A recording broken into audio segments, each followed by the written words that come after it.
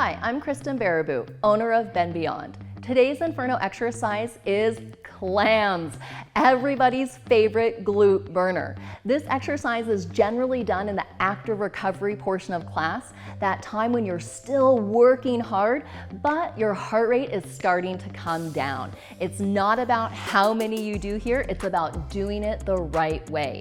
Clams are great for glute activation, especially the gluteus medius, which is our main hip abductor muscle. The importance of this muscle cannot be overstated. It is important in everything you do getting around in normal life. Making sure that it's firing well is key. Do your clams the right way and you will absolutely feel it. They will not only strengthen your glutes, but they'll add to hip stability and muscle definition throughout. Let's take a closer look.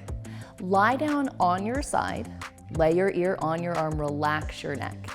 Bring your hand in front of you for stability.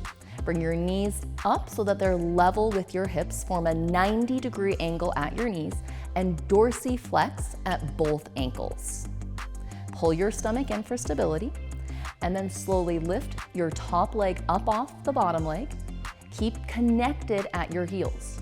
Only lift as high as you can with your hips stacked. Avoid letting the top hip roll back simply to open more.